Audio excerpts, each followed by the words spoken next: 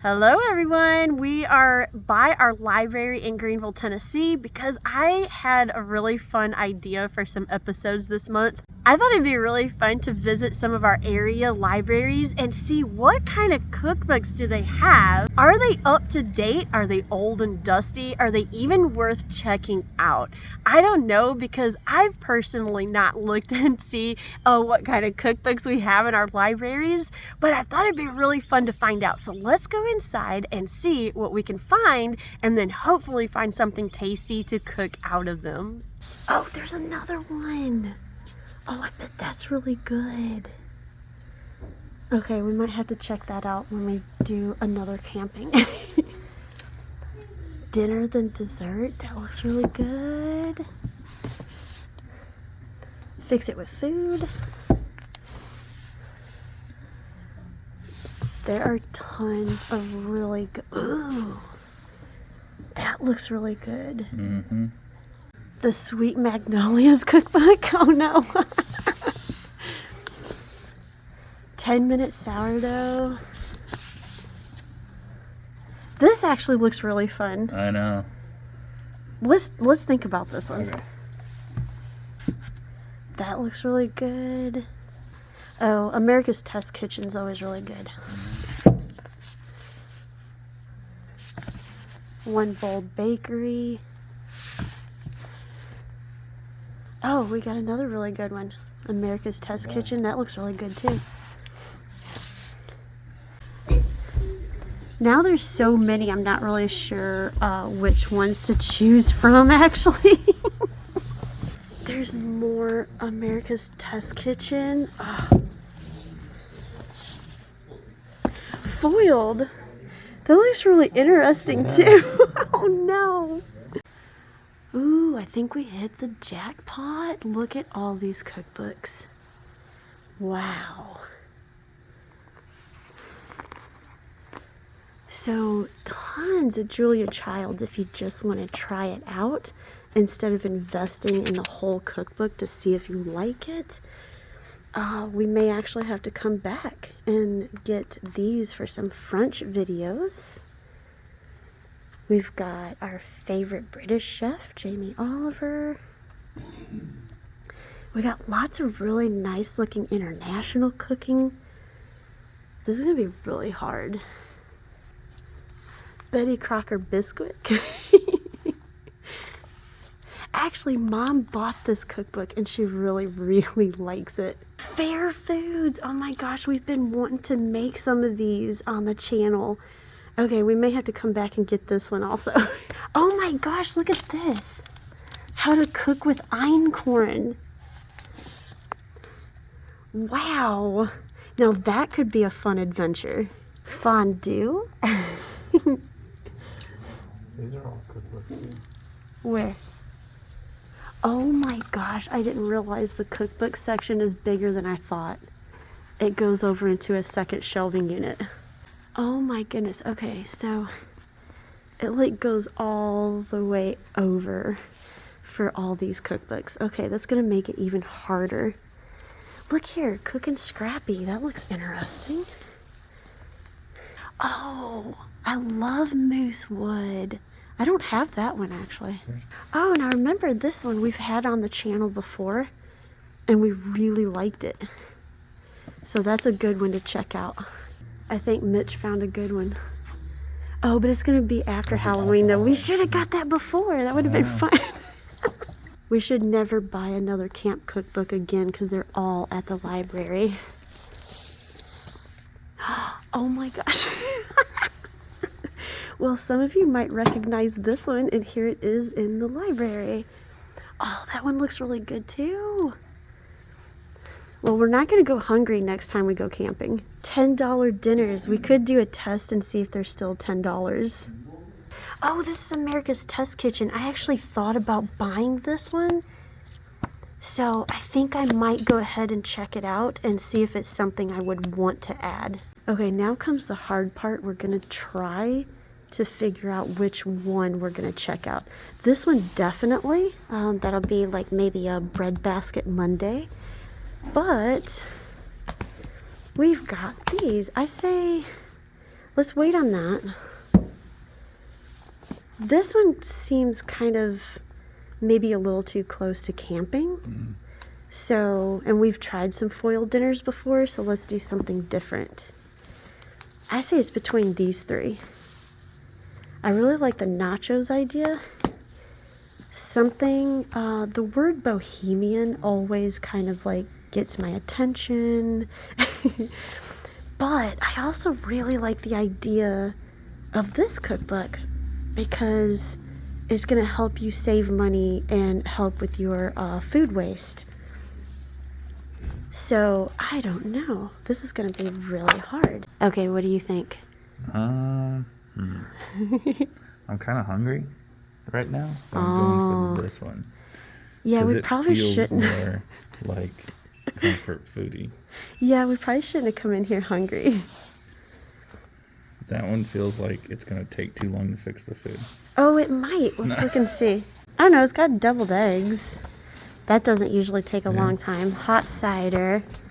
It's got a lot of drinks and stuff in it. That looks really good. But probably not something we would do because it's just going to be me and you. So we don't want to like cook a lot of food. It actually doesn't look like there's a lot of food in it. Yeah, that's true. It looks like it's just kind of like how to put boards together. Well, I don't know. Here's a flatbread. Yeah, that's a recipe. It does kind of look like more like how to set your table kind of thing. Yeah, let's roll this one out. Okay, because it's just going to be the two of us, so we're not going to need like a whole spread like that. So we're down to these two. Do we feel scrappy or do we feel nacho-y? This is actually using leftover, almost like salmon skin crackers. Oh, wow. Oh, we probably wouldn't eat that because we don't eat a lot of salmon. Zucchini ends. So this is like the stuff after you make a meal. Yeah. That's left over. Okay. Oh, wow. Carrot top pesto. But our carrots that we buy don't have tops to them. Okay. I think it's nachos for dinner. Yep. There we go. We have our two choices. We'll put everything else back and then we're going to check out. Okay, so that was, well, if you could probably tell, hopefully I won't have to do a voiceover. We were trying to be a little bit quiet, so hopefully the mic picked us up. But if you couldn't tell, we were very excited because we were shocked at how many cookbooks there were in that library. Particularly new. I was surprised, Yes, so it's not just old and dusty and forgotten. I mean, these things are like what this year published and very popular cookbooks. So we're so excited. We're going to be looking through this nachos for dinner cookbook and pick something out really tasty and give it a try. So I guess it's on to the grocery store for us. Yeah. So it's been a couple days. I've been to the grocery store. I picked out a recipe and I think we're ready to begin. So I thought we would do the Southwestern chicken nachos. It sounds really good, but it does require us to go ahead and marinate the chicken. So I'm going to go ahead and get this recipe done first. We'll have this marinating in this bag. You can do that for about 30 minutes up to 4 hours. So I'm going to go ahead and get that ready, and then we will leave that alone in the refrigerator for about 30 minutes, and we will be ready to actually start the nachos.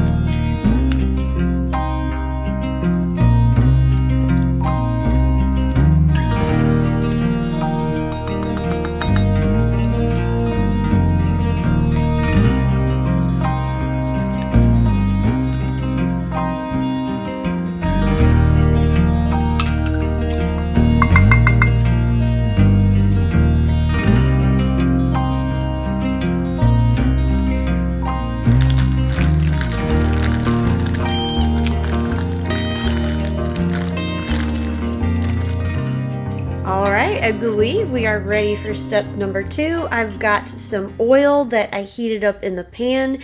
We are ready to add our chicken. So let's go ahead and get this out of the bag and get to sizzling.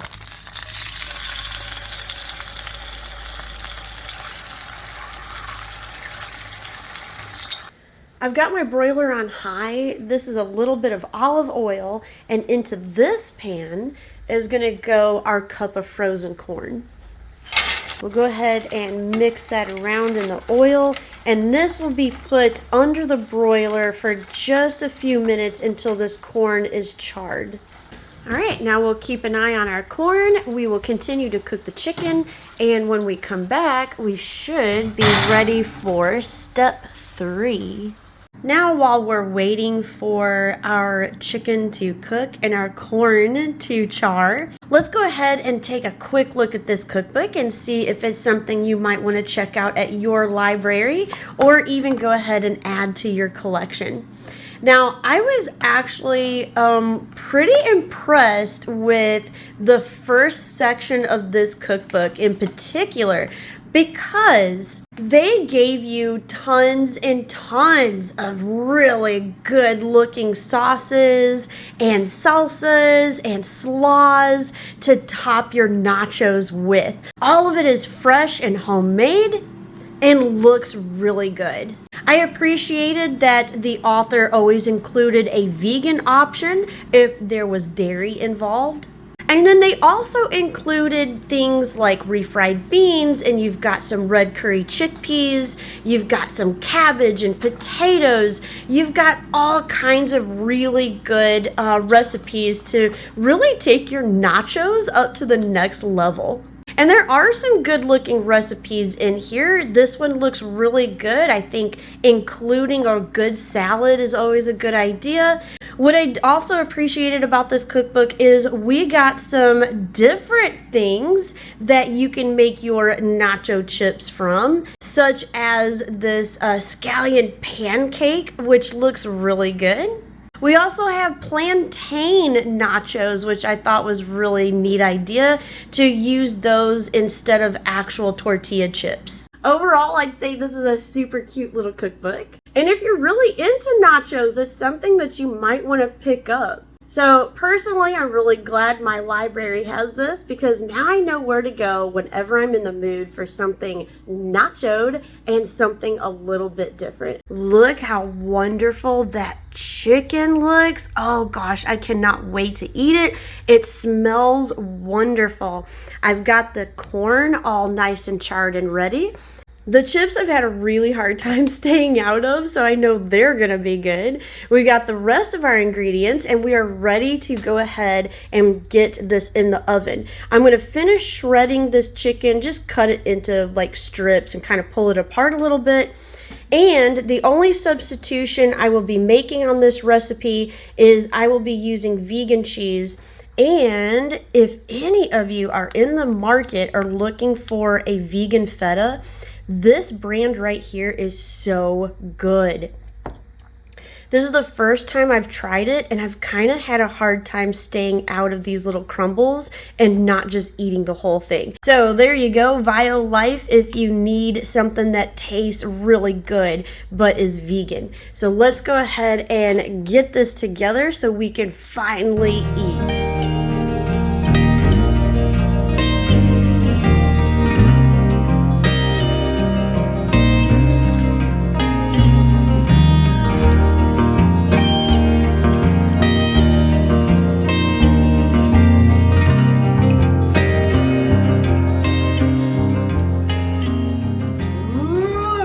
Should I say it?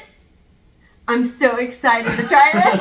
It smells really good. It does smell and look so good. Let's just dig in.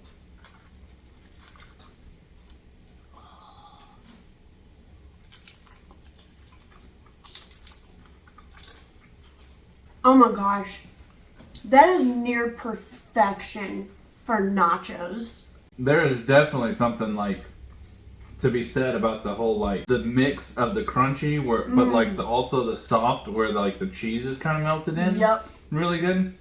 That like the combination of textures and the flavor, I mean, it's phenomenal. It's really good. All the flavors that's going on, it's so worth marinating the chicken and grilling it, before. And the pickled onions, I was like, oh, pickled onions, okay. But that ties in these flavors so good. Do not skip the pickled onions, because I think that might be where it's at. You know what I mean? Like that little bit of tart flavor with that chicken. Oh, it's so good. Okay, so obviously we're gonna get, you know what? Should we give it a 5? Maybe. I mean, you know what? I'm gonna go ahead and give it a 5 because I can no longer have cheese, and this made me not miss it. Sounds good. Now, as for the cookbook, this isn't like a fairly recent cookbook, so you could probably find it used for a few dollars. I'd say it's definitely worth that. And if you can get it from your library, it's definitely worth it. We were thrilled to find it there because it's given us a whole favorite recipe here. So, you know what? I would probably be checking this cookbook out again, anytime we want some nachos. So there you go, a phenomenal dinner, something different, something I think that the whole family would love to dig into. A really cute little cookbook that we kind of surprised us, that we turned out we really liked. Might want to consider actually getting it so we don't have to check it out. I know, might want to just add it into my collection if I find it somewhere. I would not be opposed to that. And as for the library, you know what? I'm giving the Greeneville, Greene County, Tennessee library a resounding 5 stars just for the sheer volume of cookbooks that they had. And the newer ones. I was actually really surprised to see a lot of newer cookbooks in there. Yes, and we're a small town. Yeah. We're the largest county in Tennessee, but we're one of the smallest population. Yeah. So kudos to Greeneville for having such a wonderful selection. Whoever the librarian is over there, thank you so much, especially for all the new ones that you keep getting in. That was a total surprise, and ones that I'll go back in there and check those out too. I mean, it's a great way to see if you're actually going to like the cookbook before you purchase it if you want to. Yeah. So there you go. Your library is a phenomenal resource to have in your community. And, me and my husband collect library cards like some kids collect baseball cards because we love our area libraries. So that leads us to next week where, of course, we will be going to a different library. Now, this one's smaller, so we're going to see, does the smaller libraries, have just as good a selection? What's going on in those little tiny community libraries? We need to go in there and check them out and see if we can get some really good food and recipes out of them as well. So stay tuned for that because it's going to be a lot of fun. We'll see you next time. Bye. And if you like historical cooking and unusual cookbooks, here's 2 more videos you might enjoy. And make sure to like and subscribe for more foodie adventures.